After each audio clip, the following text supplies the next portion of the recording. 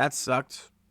Michigan defeats UConn in the national championship. Man, as an Ohio State fan, this hurts. Let me just get it out of the way.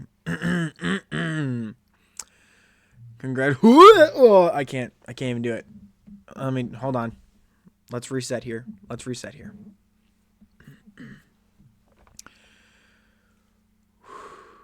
Congratulations. Oh, I can't even do it. I'm sorry. You know what I mean to say. I can't even say it. Man. And if you guys watched my March Madness predictions, if you want to go look at how wrong I was of where I picked Michigan to lose in the bracket. Spoil, like it says here on the screen, I picked Arizona to win. I did not even have Michigan in my Final Four. In fact, I think I had them losing to Akron in my Sweet 16. It's March. That was literally my explanation in my predictions. I was like, it's March. Anything can happen. And I even said in my predictions video, hey, if you told me it's a life or death situation and you said you had to pick a team to win the national championship, I would have told you Michigan. It was just Michigan. From me watching them, and mostly hate watching, but watching them and seeing how consistent they were all season, even in their poor games against teams like Ohio State, and even here against UConn, and that's probably more of a credit to UConn than really a Michigan having an off day. And we'll go through some of their stats. They didn't have the best day. They had a really good day from the free throw line, but we'll get into that. But Michigan, even on their worst days, were able to compete and win most of their games. It took a team in Purdue to beat them in the Big Ten tournament, and Purdue had one of their best games of the season. And, Michigan was just looking forward to the tournament. They really didn't. They won the tournament last year. The Big Ten tournament, that is. They won the tournament last year. This was just like there wasn't like an excitement of, holy crap, we're actually in the tournament final. Michigan was like, yeah, we've been here before. It's not really that big of a deal. And they lost. And, maybe that probably propelled them into the run that they just made in this tournament here in the March Madness tournament. But Michigan was the most dominant team all season. You can say what you want about Arizona and UConn, and they had their struggles. Of course, UConn did. Florida, of course, there were some arguments for Florida. If you watched these teams, you can just tell Michigan had the more ways to beat you. They were more consistent, and they could, like, any style that you wanted to play. If you wanted to slow it down, you wanted to speed it up, Michigan could play that style. You wanted to hit threes, you wanted to not hit threes and make it kind of a bully ball situation. Michigan can beat you in all facets of the game, and they did just that.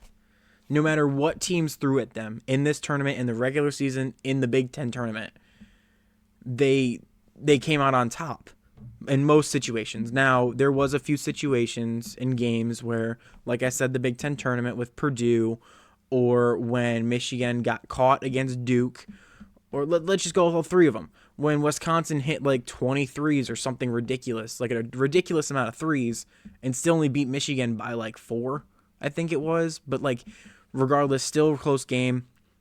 Michigan has their first loss there. I believe that was their first loss. Second loss comes to a Duke team who was a number 1 seed, the highest ranked seed actually in the entire tournament. If there is a loss to be there, that's the loss you have. Like, yes, does it suck to lose to Duke? Obviously.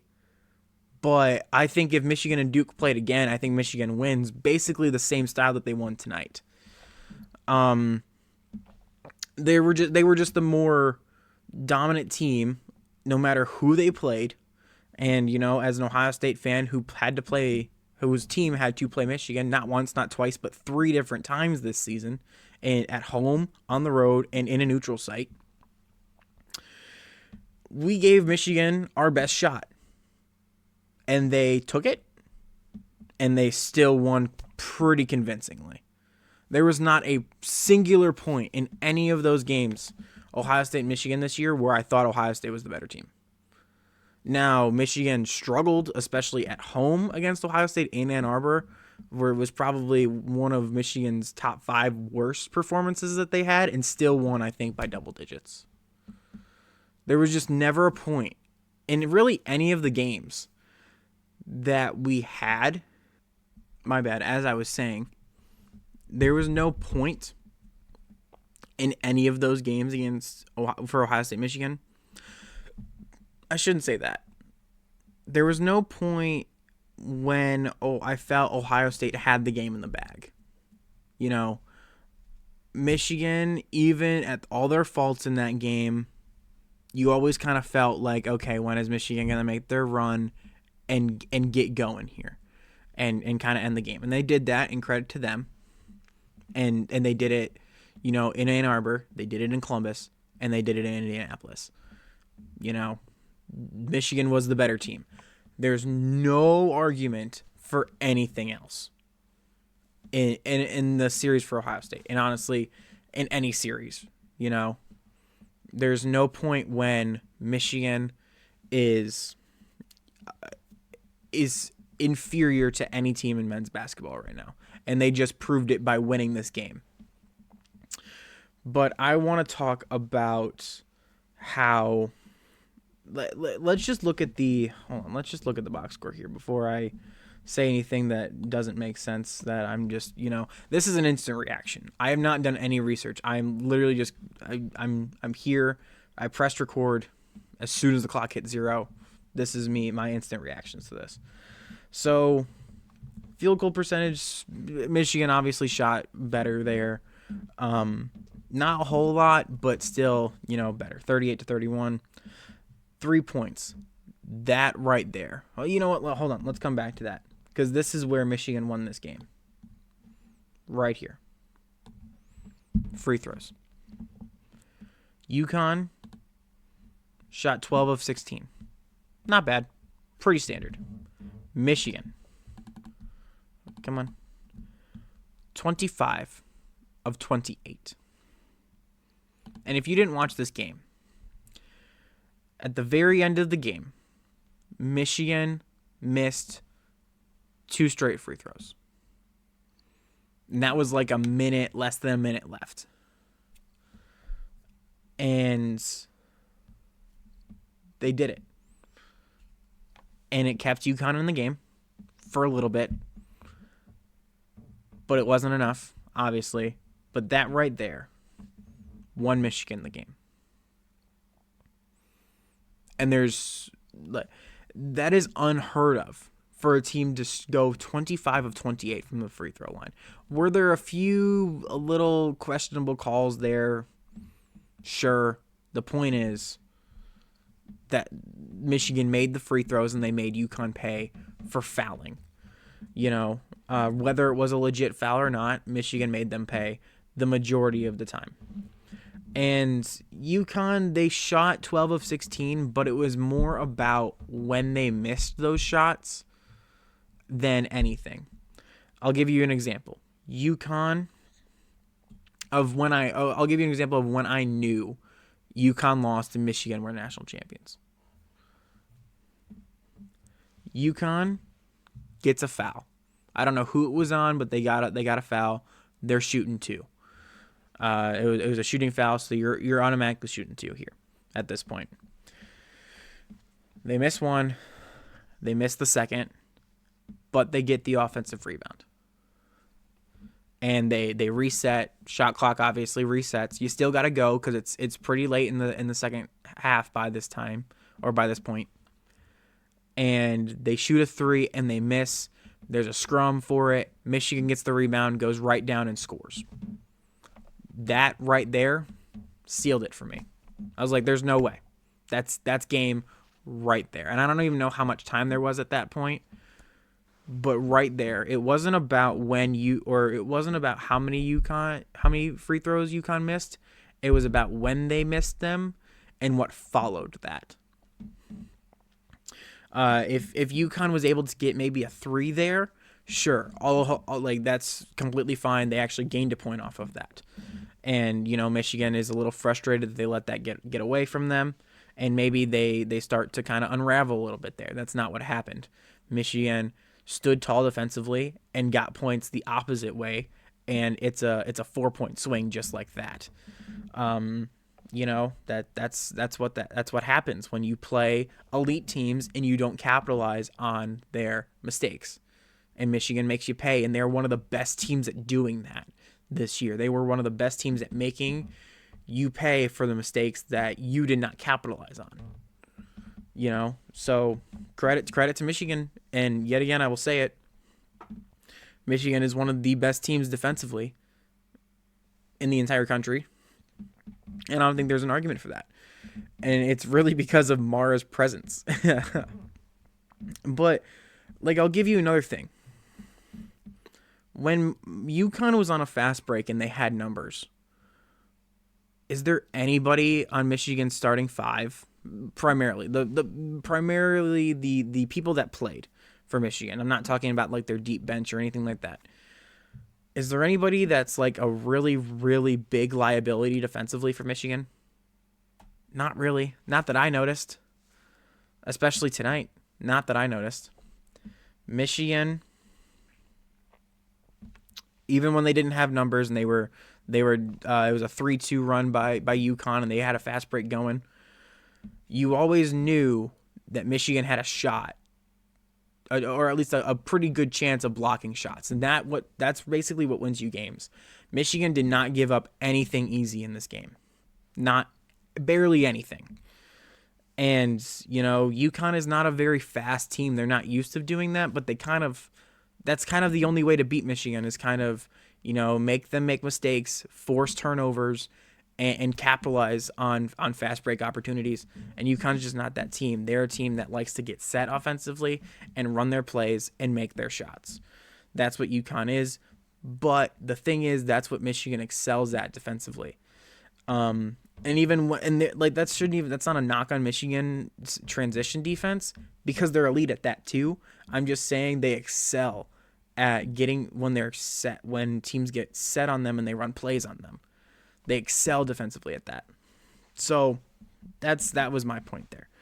But anyways, the free throws right there when Michigan, only had at the majority of the, 5/6 of the game, they only missed one free throw.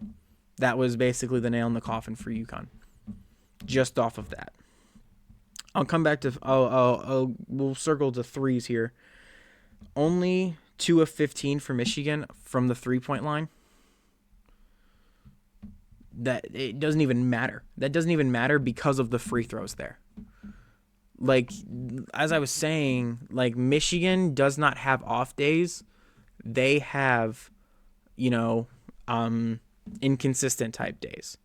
They're not as if they're not as consistent as they normally are in one category, they make it up for it in another, which is exactly what they did tonight.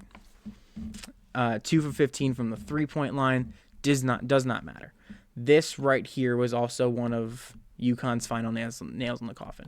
And I get you're down by 11, maybe 12 at this point, and you're down pretty big and you need shots. You chuck up a 3, they don't go for you. That's understandable. To go 9 for 33 though is unacceptable. If you're UConn, you have to make shots, and especially open looks. And UConn had a pretty decent amount of 3s that were open that they missed and they couldn't capitalize on them. And that was one of the things that really did UConn in this game. Often rebounds, UConn actually out-rebounded Michigan, which was really impressive to see that UConn could get in there and be gritty with a team that's basically their specialty is being gritty and getting those tough rebounds. Michigan likes to be the more physical team, and in the rebounding department there, UConn was more physical. They were winning the scrubs. that they were getting themselves into and pulling back the offensive rebounds. The difference is Michigan was also doing that, but the difference was Michigan was capitalizing on those, and UConn wasn't capitalizing on as many as Michigan was. And you have to do that against Michigan. You have to be able to, if Michigan gets a rebound, an offensive rebound, you got to be able to make the next stop. And not only UConn didn't do that, they were giving up a lot of threes on those second chance opportunities. And yes, Michigan was giving up a few open looks at the three. UConn just wasn't hitting them. As you can see, 9 for 33 from the 3-point line. You know, Michigan was only 2 of 15, but it was about, I shouldn't even say a lot of those times were threes, but they were scoring on most of those. But the thing was, those threes came at a really big time for Michigan. I believe the three that basically ended it for Michigan was really late. I don't even know if they had a made three in the first half. I don't think they did, and they were still up by like 5. So just off of that is crazy to think about. Rebounds, like I said, assists, not really too many of them, honestly. That's a weird thing to do. Only have 9 assists for UConn total in the game and 7 for Michigan. You know, a lot of this was close, but it kind of felt like watching the game that you kind of felt that Michigan was the better team. I don't think anyone was really denying that at the points. It was just a matter of, is Michigan going to lose? Is Michigan going to let it slip from them? Or is UConn going to be able to get hot at the right time and take it away? And that just, neither of those things happened. UConn did have the one flagrant foul, and there's largest lead right here is 11.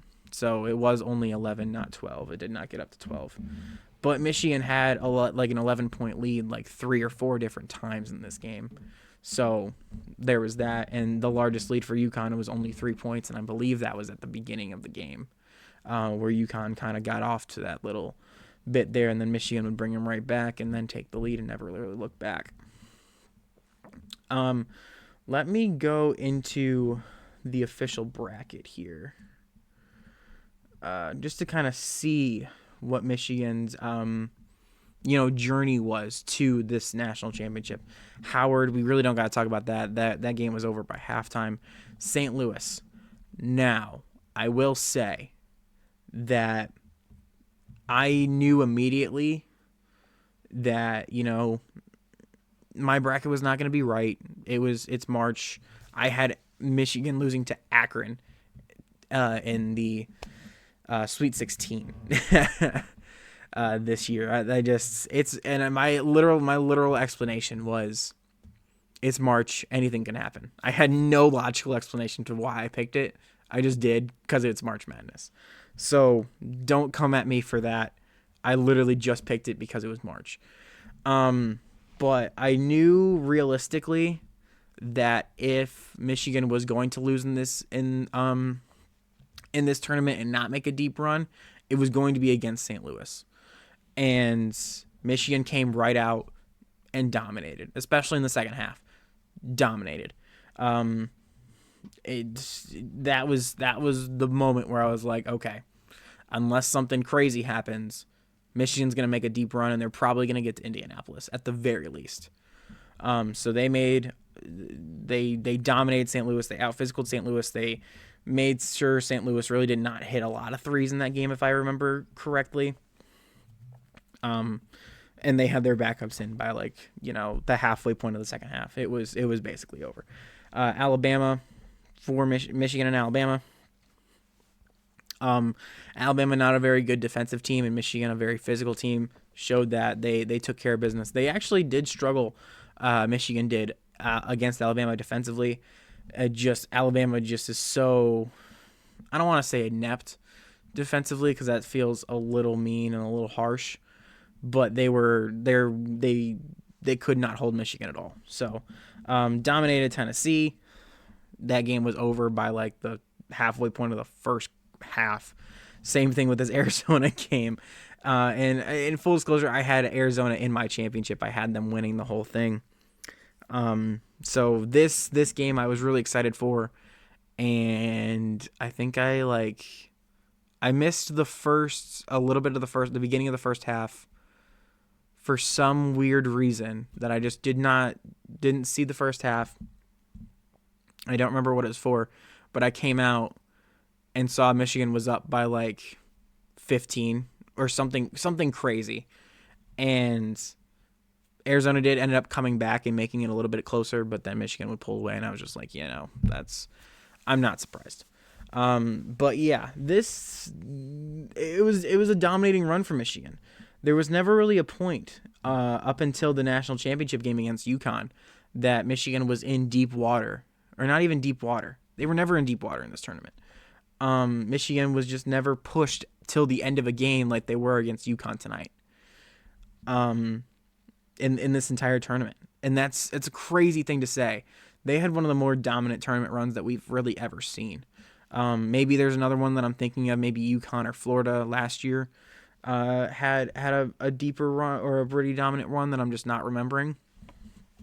But yeah, that's insane that Michigan was able to do that that consistently, and that being that dominant for this entire run is insane. I'll take a look at UConn's run here.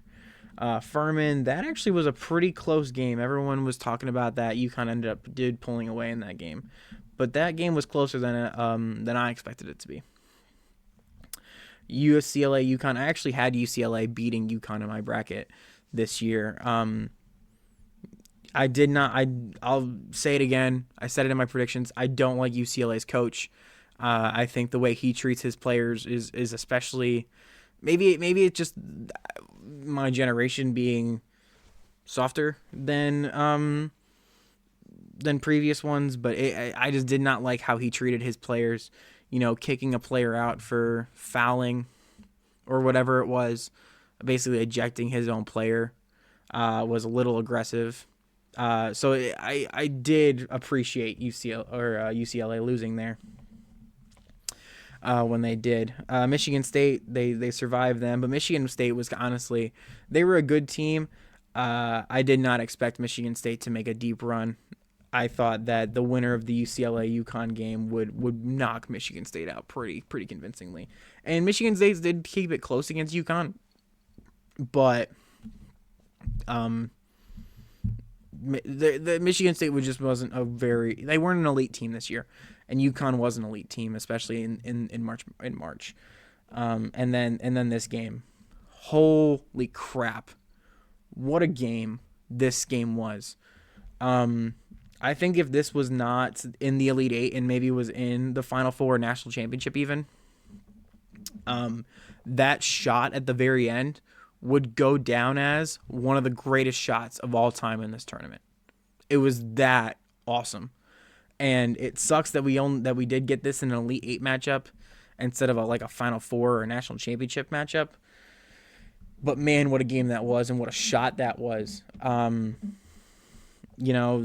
was insane. And then they took care of business against Illinois. Illinois is a respectable team. They're better than Michigan State, I think. Obviously not better than Michigan, but they are better than your average college basketball team or your average tournament team this year, because I feel like your average college basketball team lowers the bar.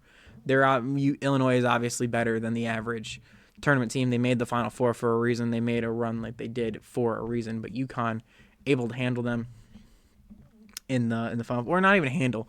They pulled away against Illinois. It was a pretty decent game. But I think you could honestly tell that UConn was the better team in that game. And then this game, Michigan just, in football where it's like, you game control a team to death, they copy and paste that into this basketball game. Like that's how dominant Michigan was in this game. And, congrats to them. And as an Ohio State fan, it sucks. it definitely sucks. Obviously, no matter the sport, I want Michigan, as an Ohio State fan, I want Michigan to lose every game. Is it satisfying when Michigan is good and Ohio State is good and Ohio State beats Michigan? Yeah. Is it a little bit more funny to watch Michigan fall on their face every year, no matter the sport? Yeah. And does it suck even more when Michigan is really good and you know they're really good, but you still can't pick them anyways? Yeah. I've said it before. I'll say it again. I said it in my predictions. If you put me and it was Dylan, you have to pick a national champion. It's a life or death situation. You pick a national champion. I would have told you Michigan. Like, you know. Now, I could not pick them in March Madness bracket. Couldn't do it. But I do regret that I didn't. Shouldn't even say regret. I regret that I made them lose so early.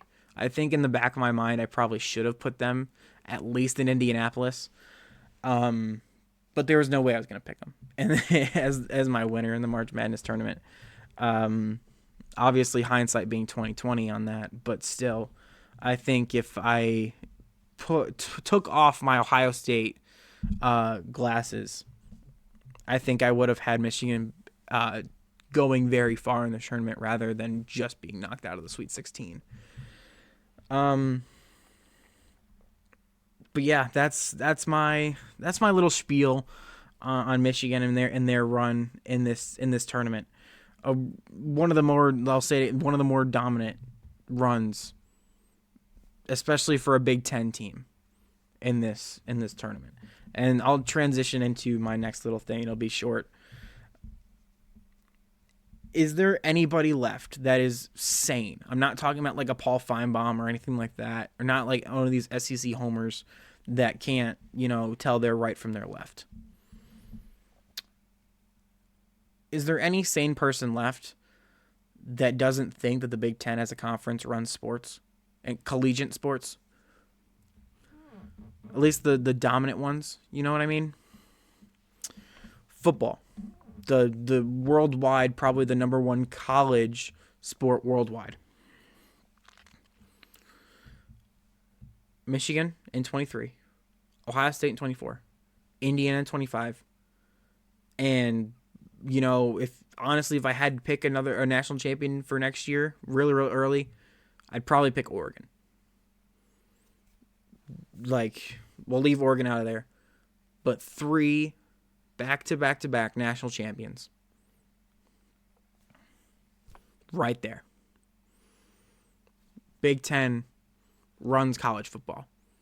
Okay, let's try the other one. College basketball. Michigan just dominated. Not one, but 2 SEC teams. An Arizona team that everyone believed was the most consistent team in the country for the regular season, the tournaments, everything like that, was a number 1 seed for obvious reasons, and a blue blood in UConn that that is coming off of, 2 national championships in 4 years, and those 2 national championships were back to back. And a team that's a blue blood in college basketball. There's that, okay? Michigan and the Big Ten. And it's not even just Michigan, honestly. Illinois, Final Four team. Iowa and Illinois, Big Ten teams. We can keep going, No Big Ten teams in the first 4 had an SEC team there. Even though obviously Texas did move on bear with me here. Purdue, 2 seed. UCLA, 7 seed, beat UCF in the first round. Ended up losing to national championship runner-up in the second round.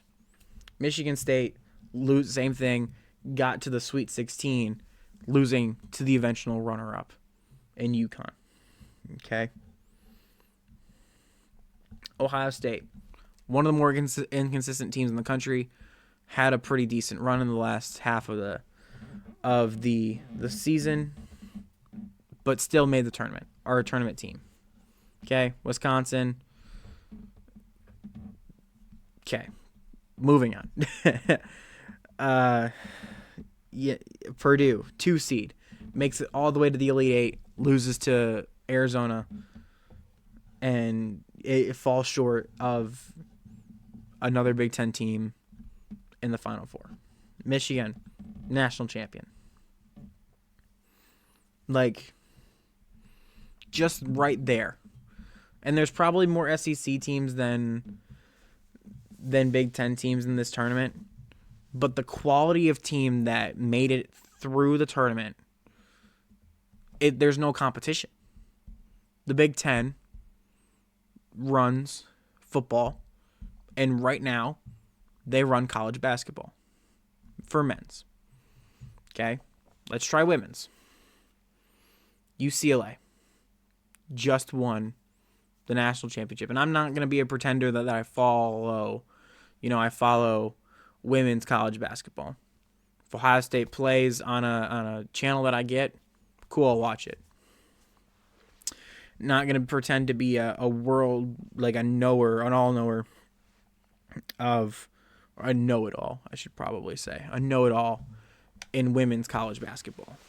Probably more casual than I am with men's college basketball. If you can even, I don't even think casual is a right word to describe my knowledge of women's college basketball. But UCLA just beat a South Carolina team that is in the national championship picture more often than not. And they beat them. And they ran through the Big Ten as well. And by all accounts, from what I can remember, there was never really a point where UCLA was in grave danger. Maybe I'm wrong on that. I didn't do a women's bracket, so I really didn't have any interest in it. So, but UCLA wins the national championship. And not to mention the face of the WNBA, if you want to go a step further. Where'd she come from? Iowa. Big Ten team. Right there. And it wasn't like she came out of the blue either. Caitlin Clark was the face of women's college basketball for 2 years. 1.5, but basically 2 years. And now, ever since she's been in the WNBA, is the face of the WNBA. She came from a Big Ten school. There's no sane person that can argue just off of that. I love this saying.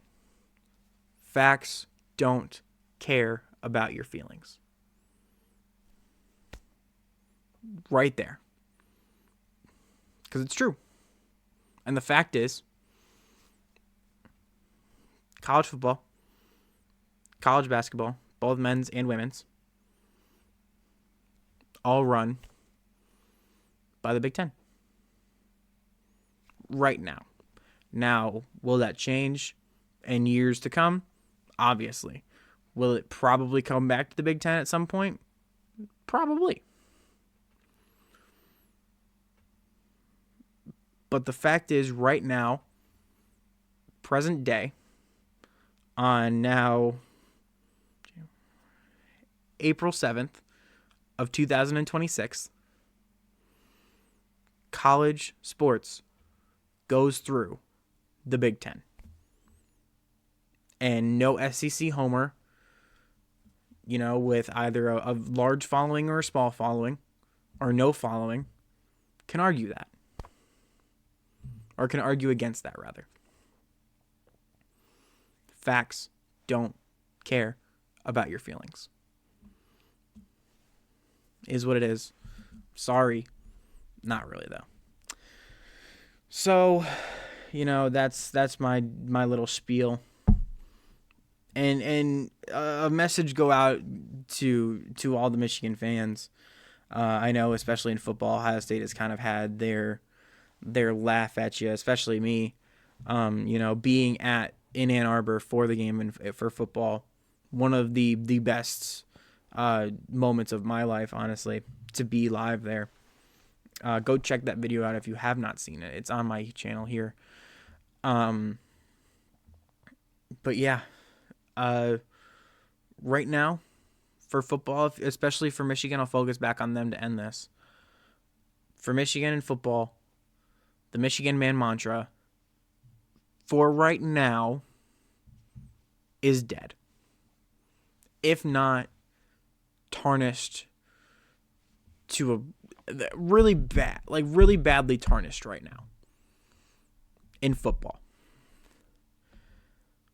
But in men's basketball right now, the Michigan man mantra, it's alive, it's thriving, and it's not going to go away anytime soon. But still, OH.